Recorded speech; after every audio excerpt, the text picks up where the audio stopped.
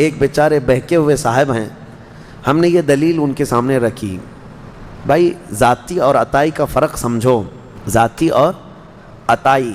ذاتی کا مطلب اللہ کی جتنی طاقتیں ہیں وہ اس کی خود کی ہیں، اس کو کسی نے دیا نہیں ہے، اور رسول کو جو کچھ بھی ملا ہے وہ ان کی خود کی نہیں ہے بلکہ یہ اللہ کی عطا کی ہوئی ہے، اللہ کی۔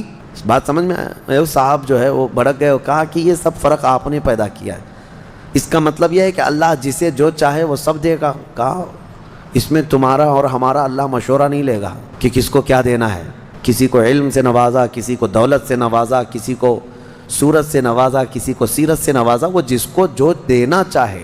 جب وہ کائنات میں اپنے محبوب کو بے پناہ علم عطا کرتا ہو تو تمہیں جھگڑا کس بات کا ہے؟ تو ان صاحب نے ایک چبھتا ہوا سوال یہ کیا، اچھا تو آپ یہ مان لیں گے کہ اللہ جس کو جو چاہے وہ عطا کر دے گا، تو پھر ہو سکتا ہے کہ اللہ اپنی طرح دوسرا اللہ بھی بنا دے کسی کو؟ کہاں کی بات کہاں لے جا کر کے فٹ کر رہے ہو؟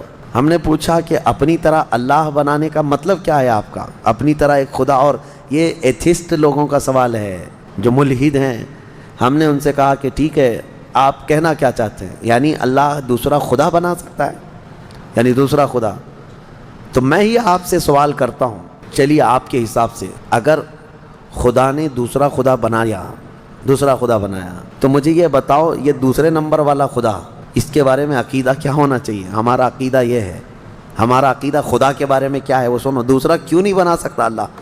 دوسرا اگر بنایا تو اس کے بارے میں جب بھی تم کہو گے تو یہ کہو گے یہ خدا کا، یہ پہلے والے خدا کا بنایا ہوا ہے۔ کیا کہو گے؟